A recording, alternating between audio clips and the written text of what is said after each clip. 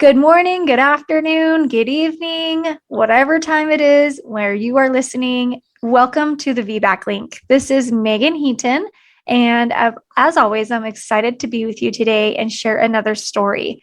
A couple months ago, when my kids went back to school in August, I asked out on the VBAC Link Facebook and Instagram page what people wanted more of. And what that was vaginal birth after 2 cesarean, specifically, stories. And I am going to just deliver that to you today. Actually, Ana is going to deliver that to you today. We have a guest sharing her VBAC after 2 C-section story with an induction, which is also something that a lot of people don't know.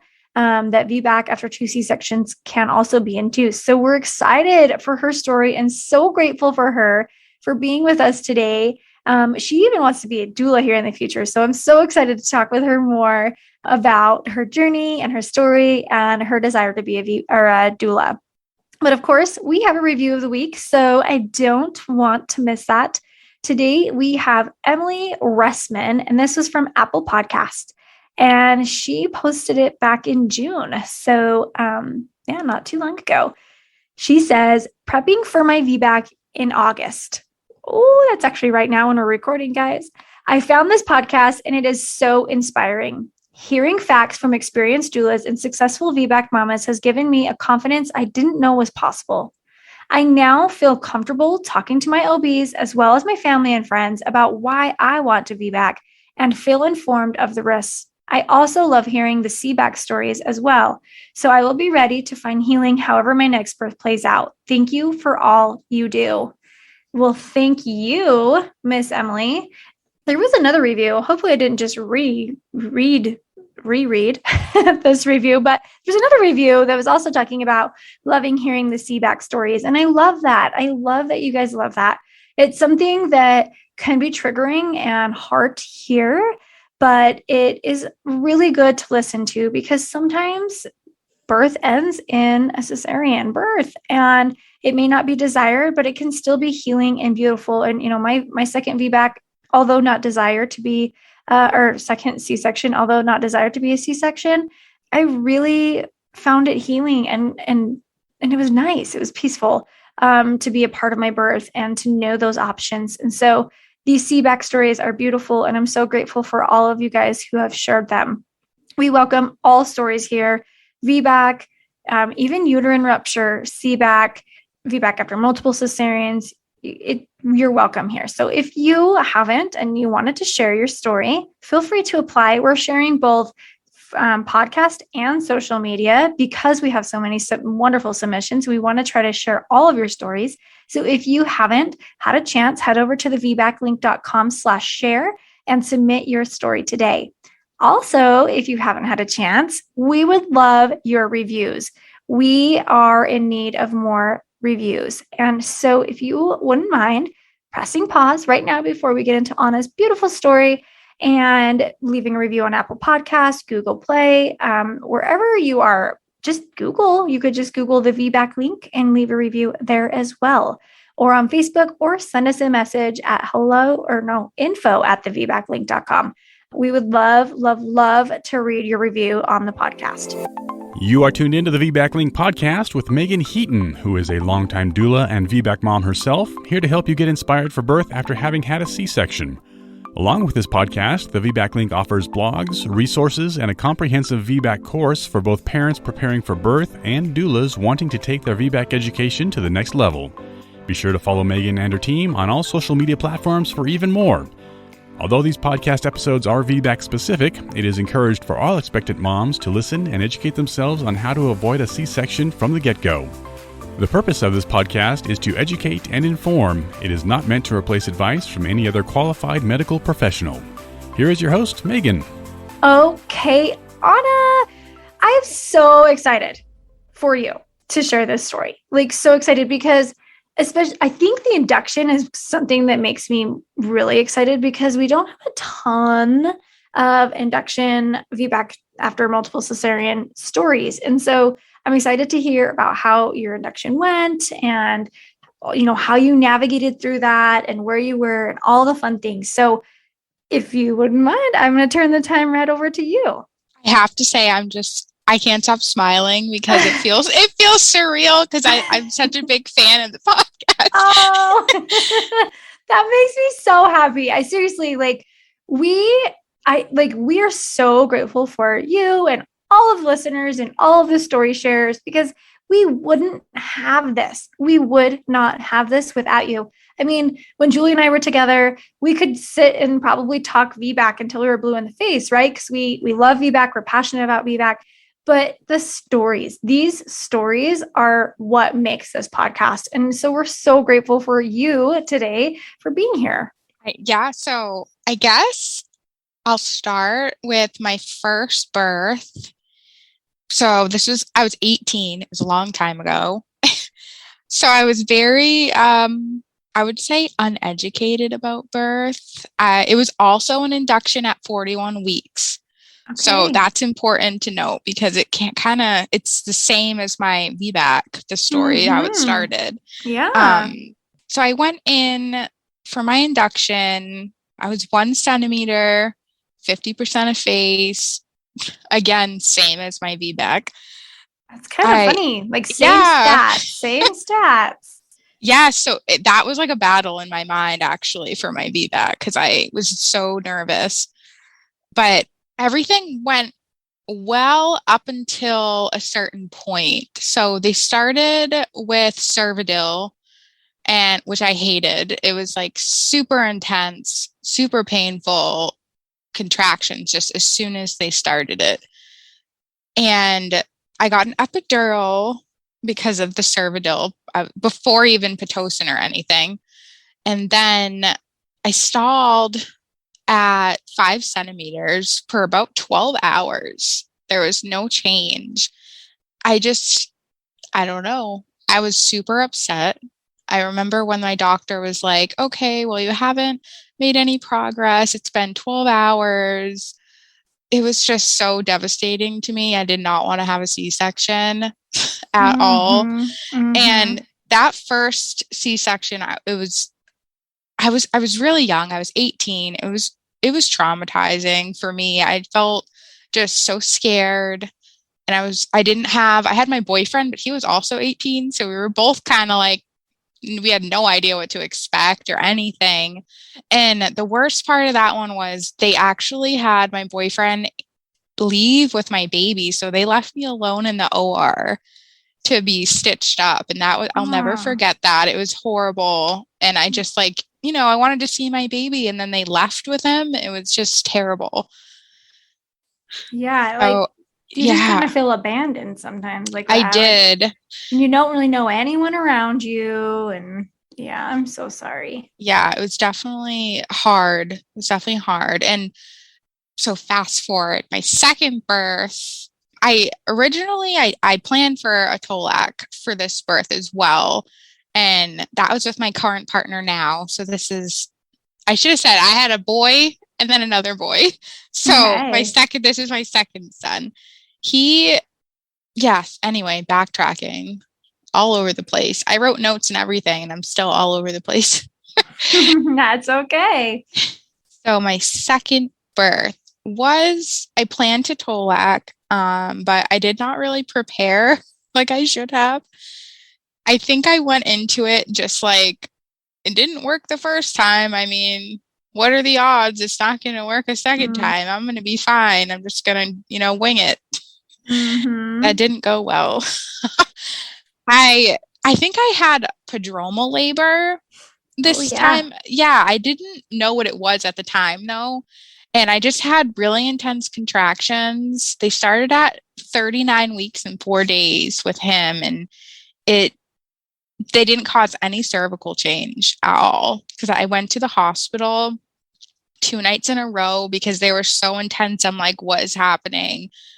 And I couldn't get any sleep. So they did medicated sleep for me, which was nice. Yeah. Really? So I could get a little bit of sleep. But then when they told me, nothing has changed after that, I was just like, I just felt like ready to meet my baby. And I was tired of being in pain and nothing was happening. And I had no idea what prodromal labor was. And I had no idea about, it could have been the positioning of the baby or like the mile circuit. I didn't know what any of that was.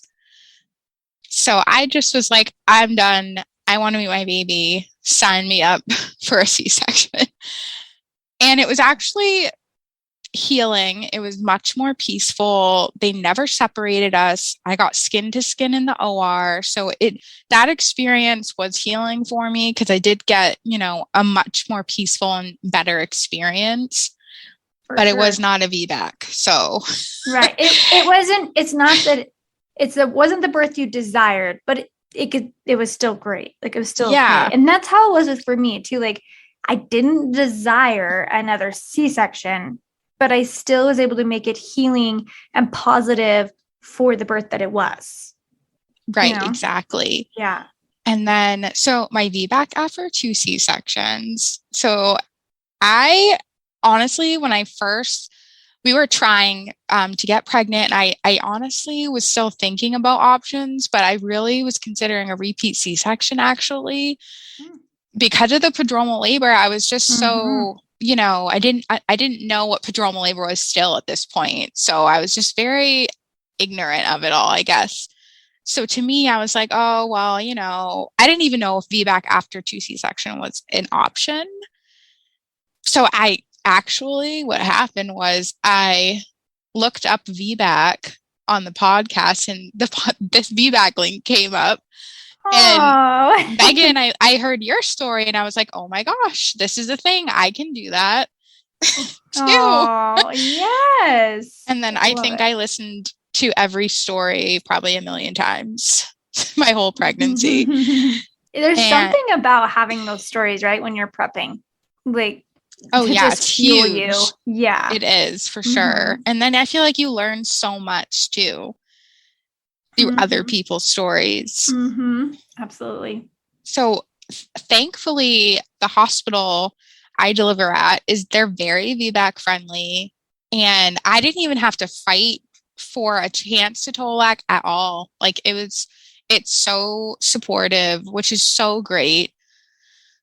Because battling with yourself, I think mentally, like at least for me, that was a huge part of my journey. So I'm happy I didn't have to fight with, somebody else to get what I want.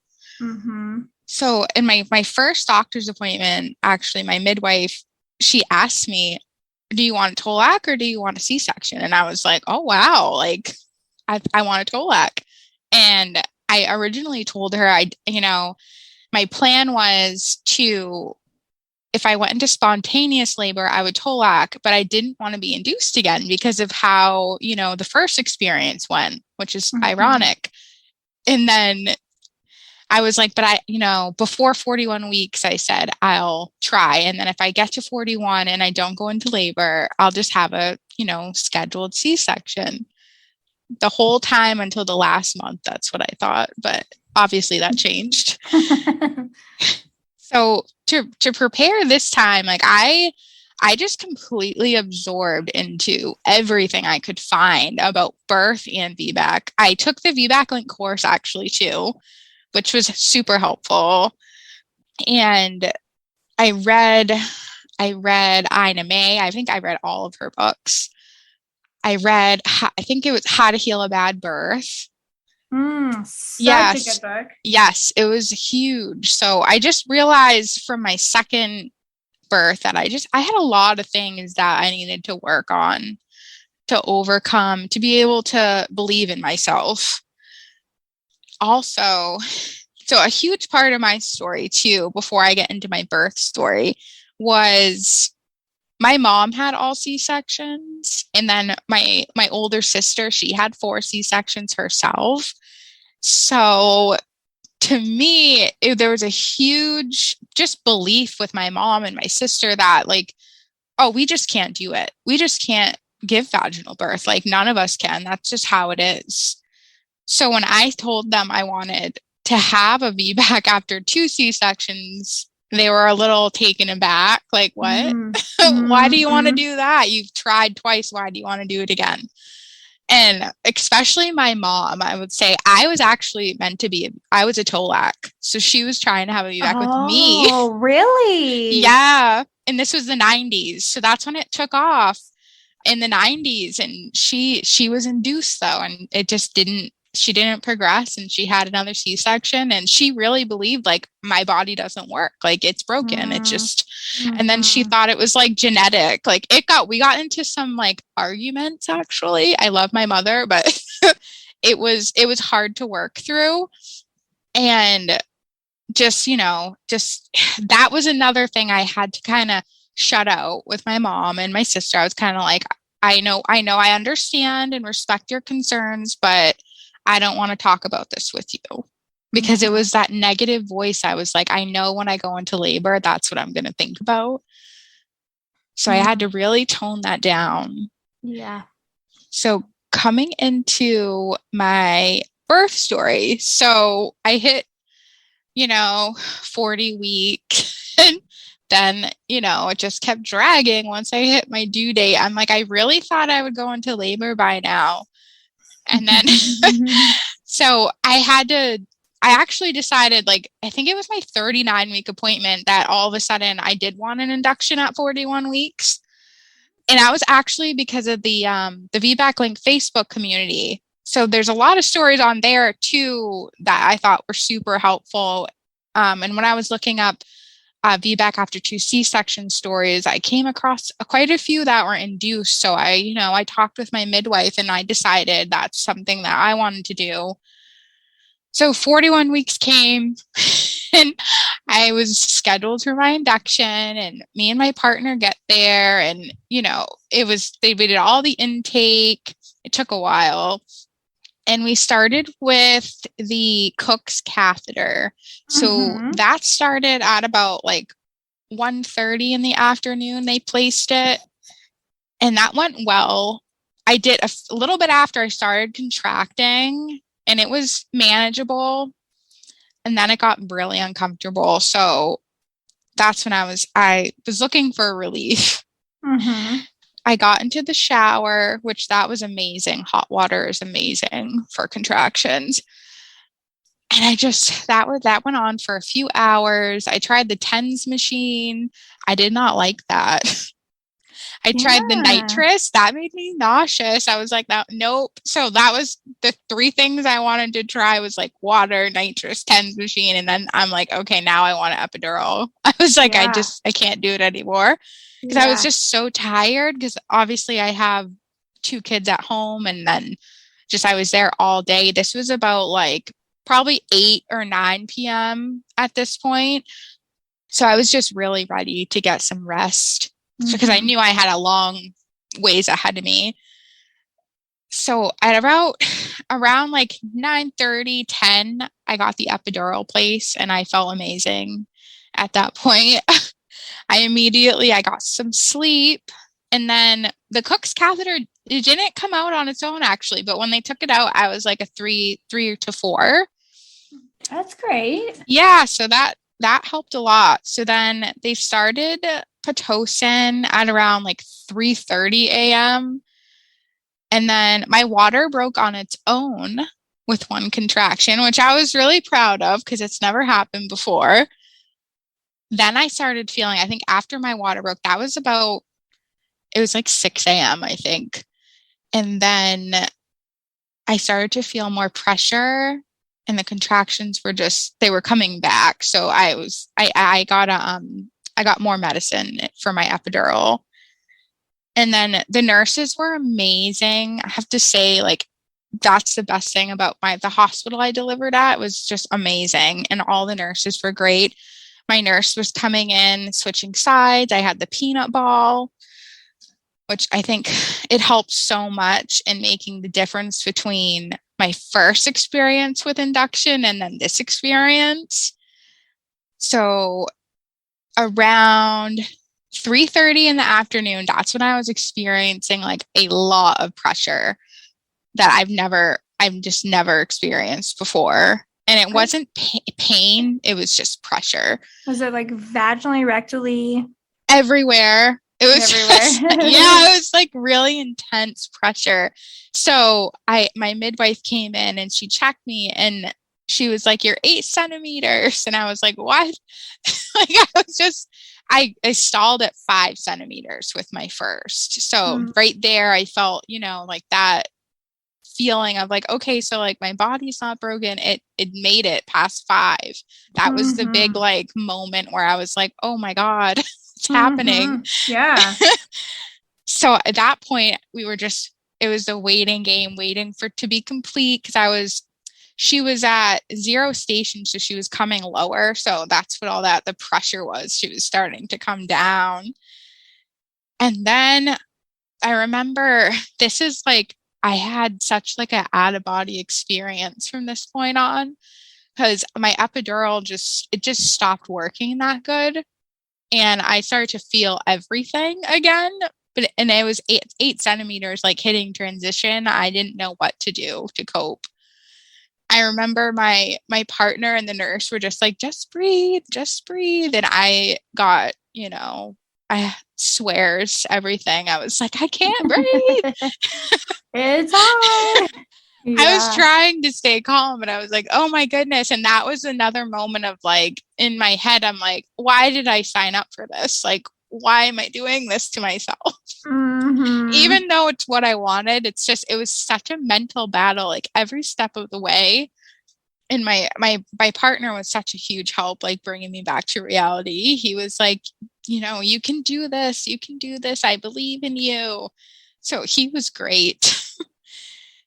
And then I remember I was complaining about more pressure. So actually at this point, it was probably like 5 p.m. And I felt every time I had a contraction, I was actually like bearing down.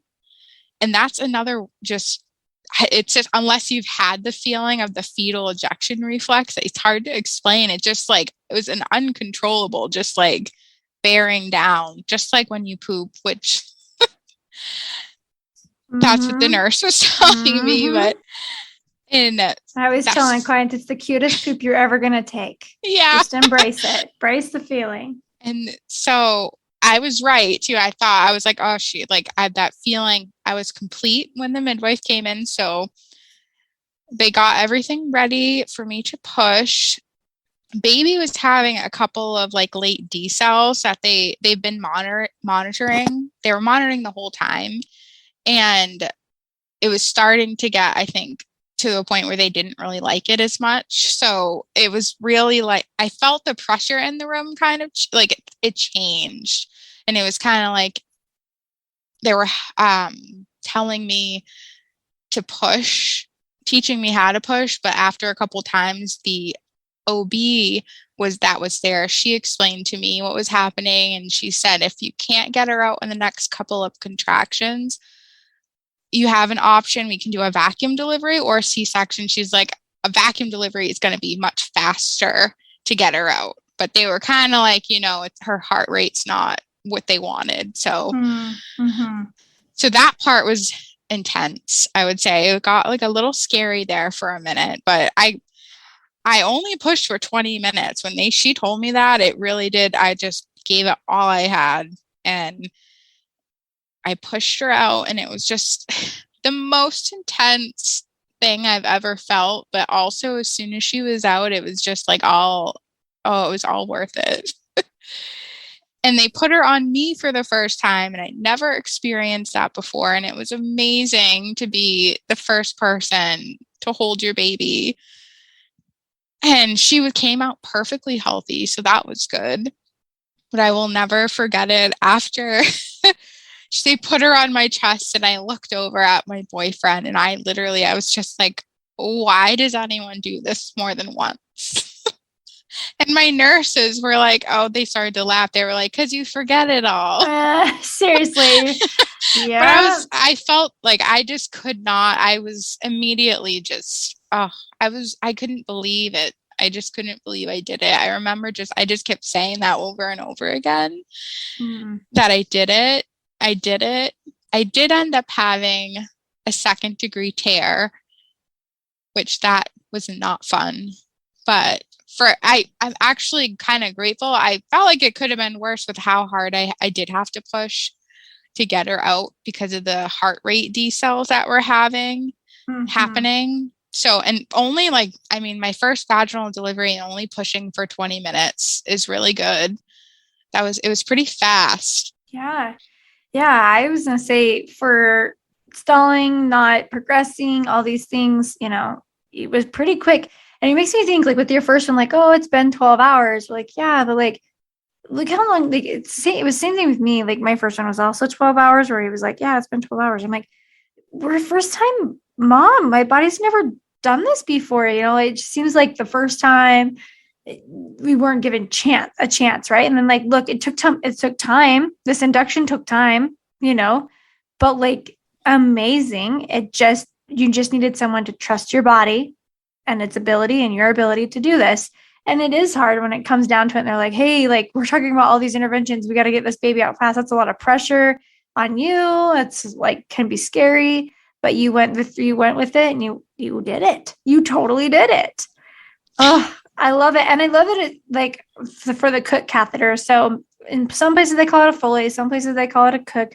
And that is like such a great way to induce. And a lot of people say that it's contraindicated, but we see it happen all the time, and it does have success. Yeah, definitely. And I know my first birth, I should add, that was a different hospital. That's why I did not go back there, because I felt like that definitely, like, the team you have around you, it plays a huge role, I think, in your birth outcome. And it was the experience with night and day at this hospital I delivered at this time. I actually had my second and third birth at the current hospital, and they were both were amazing experiences. They really sound supportive, loving, encouraging. Like, it really helped, like, educate, help the options here. Like, hey, we're going to do this. These are some options, but we don't want to do that. Let's just get this baby out, Right. And it was just like every step, they never did anything without talking to me, which is huge. I think, because sometimes, like, I know in my first birth, I definitely felt like things were happening, things were just happening to me. Like, I didn't have a say. It was very like, oh, we're going to break your water now. We're going to do this to you now. Like, this time it was not like that at all. Like, I was a part of my care, which I think is really important. Absolutely. I mean, that's one of the things, like, even if the birth doesn't end up exactly how you wanted or envisioned, I feel like being a part of your care and being an advocate in your space and having someone talk to you as though, you are someone making these decisions, because you should be, right? Like, it really makes a difference in the overall view of the birth. I'm not saying, like, it totally takes away from any, sad feelings or anything like that, but it makes a big deal when you are a part of your birth and you are helping calling the shots and making the decisions, versus having people just say, we're doing this, or we did this, not even like we're going to do this. It's we've done this. This is what we did. Like, that happens too. Right. I didn't realize how much it did happen until I went on this journey of, like, reading everything I could and reading stories and watching, documentaries. And it's just, I'm happy a lot more women are educating themselves. So now I feel like we're taking back our power with birth. Absolutely. We're taking back our power with birth. I love that. Oh my gosh. I love that. Okay, well, let's talk a little bit about, so you kind of mentioned a few of them. And so how are you induced with your first? They did Cervidil and then Pitocin. Cervidil and Pitocin. Okay.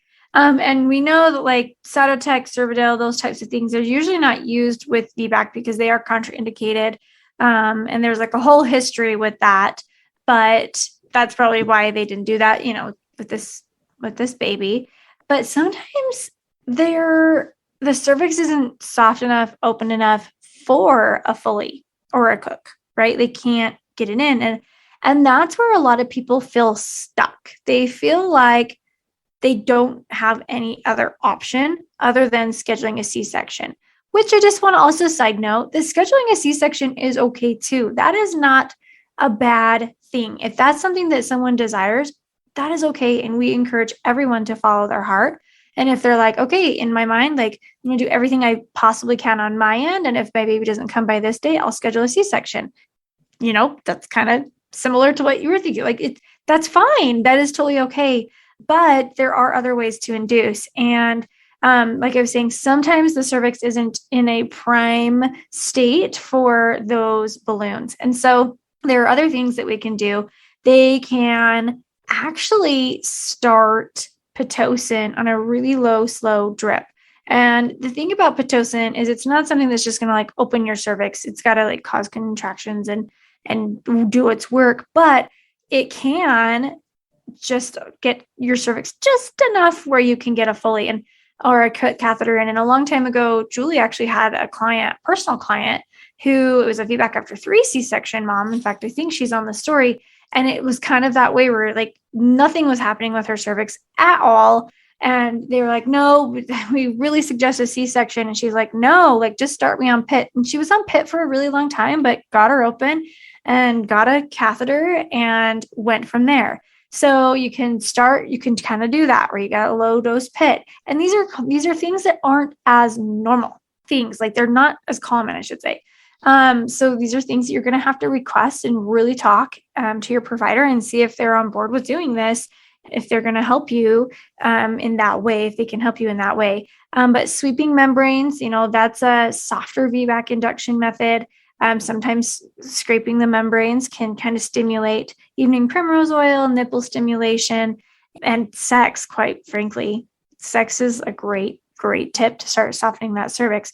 But if you're past that point, the slow dose PIT before a catheter is wonderful. Sometimes providers are like, oh, we'll just break your water right off the bat. And that's fine too. It's called artificial rupture of membranes, but it's not necessarily as ideal, because what if we got a high baby or a baby in a wonky position or labor's not ready to start? Then we still have Pitocin and things to come after that. So I love how you're like, my water broke on its own this time. And I was so proud of my body, and it's awesome. It's more ideal for us to wait for our waters to break, spontaneously, but it's sometimes artificial is the answer. And so doing what's best for you and most comfortable for you in that state. So going through this now, having had an induction VBAC after 2 C-section, are there any tips that you would give to the listeners out there walking into that space? I would say definitely just an induction can take a long time. So do not feel pressure, because even this time it was 28 hours start to finish. And, that's a long time, but everything was going fine. And it doesn't matter how long it takes, as long as you're healthy and your baby's healthy, it can take days to be induced.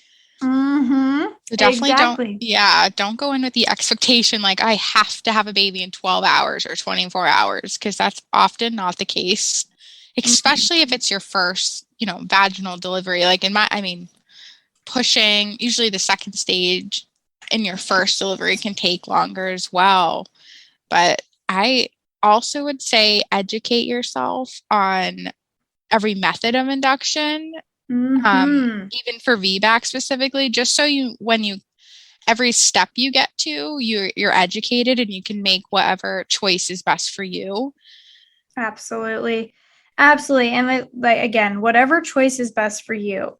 And that is exactly what you're saying. Like that's how you find what choice is best for you, is you get the education, you learn about VBAC, you learn about CBAC, you learn about induction, you learn about all the things, and then you are able to kind of take charge and make the choice that is best for you, your family, your baby, and your experience. So I love that so much. And I'm so proud of you for going in and going for it and taking charge of your care and learning and listening and watching the stories and, all the things so you could feel prepared. And I'm so glad that you had a beautiful experience. Thank you. I still, when I think about it, I'm still like, I can't believe I did that. I did that. And I'm like, if I can do that, I can do anything. right? Don't you feel like untouchable? Yeah, it's like, so empowering. Yes, it really is. And that's amazing. I mean, birth should be empowering. Birth should be empowering. And it should be, I mean, it's just something, this is a day that you literally, it's a big deal in our life, right? Like it's something that you might have little details fade, but you'll never forget the day.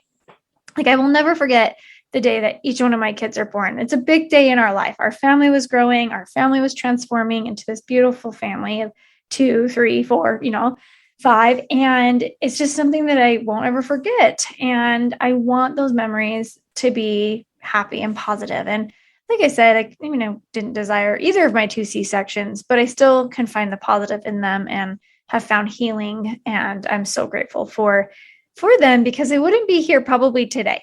I honestly wonder, I always kind of wanted to be like a labor and delivery nurse, but I even wonder if I didn't have those 2 C-sections, if I would be here with you today and be so passionate about VBAC and understand VBAC the way I do.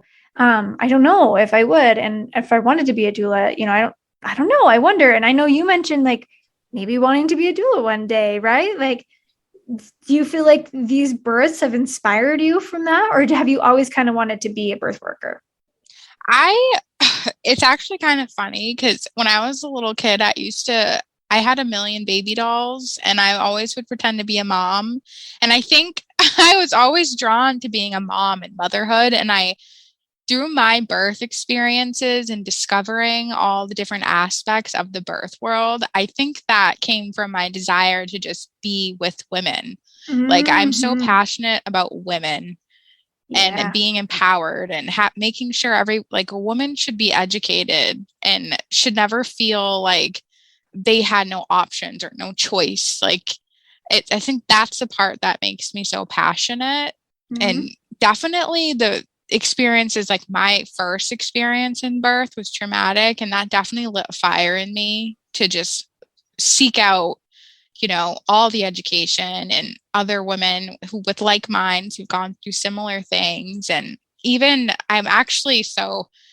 before I stay at home now, but I was in nail tech. So I had talked to women all the time, all my clients, and I've talked with them and held their hands through them, getting married and having babies. And I'm always the person when they get pregnant, I tell them everything. I'm like, you need to get this book. You should do that. Oh, do this. They always say like, you would be so good at that. You would be a good doula. You'd be a good nurse. You'd be so good at that. It's coming your way. It's coming. You're going to do it. You've got the passion. Oh, well, thank you so much again for being with us today. Thank you for sharing your beautiful story. And I know, just like everybody else, that you're going to touch someone out there. You're going to feel there's going to be someone that connects to your story so much and listens to it on repeat because they're trying to do the exact same thing that you did. So thank you so much. Yeah, we will have the induction blog in the show notes. If you want to learn more about those methods of induction, feel free to check that out. And then we will also have a link for more about VBAC after 2 C-sections as well. Interested in sharing your VBAC story on the podcast? Submit your story at thevbaclink.com/share. For information on all things VBAC, including online and in-person VBAC classes, the VBAC blog, and Julie and Meagan's bios, head over to thevbaclink.com. Congratulations on starting your journey of learning and discovery with the VBAC Link.